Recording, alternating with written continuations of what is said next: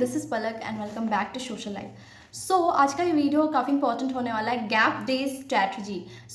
मैंने just recently 2024 में boards दी हुई है एंड मुझे थोड़ा सा आइडिया हुआ कि हमें किस टाइप से हमें टाइम को मैनेज करना चाहिए, गैप डेज को कैसे यूटिलाइज करना चाहिए। अगर आपको 9 दिन 10 दिन की गैप मिल जा रही है तो आप बोलोगे कि यार 4 दिन तो मज़े से उड़ाऊंगा और 4 दिन में मज़े से पढ़े, तो ऐसा बिल्कुल भी नहीं करना है, क्योंकि आप लास्ट में जाके बहुत ही ज़्यादा स्ट्रेस हो जाते हो और आपको समझ में नहीं आता कि आप पढ़ो क्या और छोड़ो क्या। आपको ऐसा लगता है मेरे पास बहुत सारे अमाउंट्स बचे हुए हैं, आप बहुत ही ज़्यादा प्रेशराइज्ड हो जाते हो कि मुझे क्या पढ़ना चाहिए क्या नहीं पढ़ना चाहिए, और आपने अगर पढ़ी भी होती है तो आपको लगता है कि आपने कुछ पढ़ी ही नहीं है। तो ये सब कुछ नॉर्मल होता है बोर्ड्स के टाइम पे। तो पहले तो डीप ब्रेथ लेना है एंड उसके बाद रिलैक्स हो जाना है। और इन सारी भी हमारी पेंटिंग की एग्जाम आने वाली है, तो पेंटिंग हमारा 18 मार्च को है।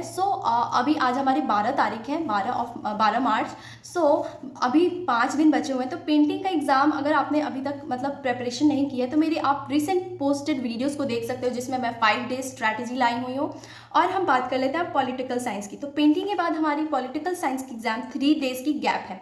तो पॉलिटिकल साइंस में हमारे होते हैं 2 बुक्स। तो पहला बुक तो पूरा वर्ल्ड वाइड के बारे में बताई गई है एंड दूसरे बुक में हमारे इंडिया के बारे में बताया गया कि इंडिया एक्चुअली इंडिपेंडेंस के बाद कैसा रहा, क्या क्या हुआ ये। तो उसके बाद हमारे पॉलिटिकल साइंस के बाद हमारे हिस्ट्री का एग्जाम 1 अप्रैल को है, तो उसमें हमारी 9 डेज गैप है। ये बहुत ही अच्छी बात है कि आप लोग को इतने दिनों की गैप मिले, क्योंकि हिस्ट्री के एग्जाम में इतनी गैप तो मिलनी चाहिए, क्योंकि हमारे हिस्ट्री में 3 बुक्स होते हैं और 3 बुक्स में हमारे 4 चैप्टर्स होते हैं, यानी कि हमारे 12 चैप्टर्स टोटल हो जाते हैं। तो बहुत अच्छी बात है कि आप 3-3 दिन का टाइम दे सकते हो तीनों बुक को।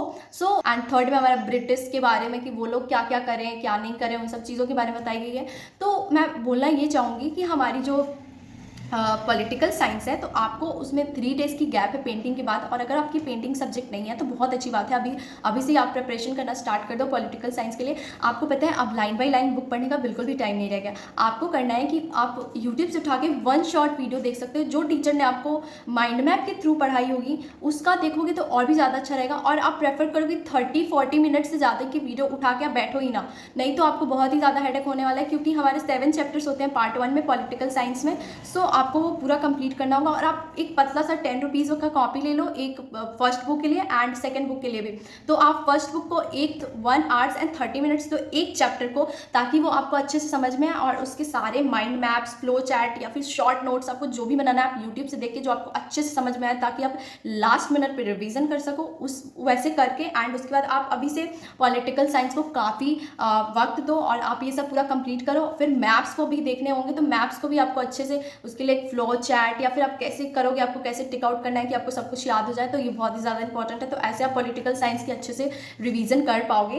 एंड हिस्ट्री की बात करें तो हिस्ट्री में भी वैसा ही करना है आप लोगों को, क्योंकि हिस्ट्री में ना हमारी जो है MCQ में हमें बहुत ही ज़्यादा कन्फ्यूज़न होता है। जब हिस्ट्री की बात करें ना तो मेरी पूरी मतलब मुझे याद है कि मैंने काफ़ी सारी गलत कर दी थी हिस्ट्री में, जस्ट बिकॉज ऑफ कन्फ्यूज़न। तो आपको जहाँ भी कन्फ्यूज़न लग रहा है उसको बार बार रिवाइज करो, बार बार आंखें बंद करके याद करो।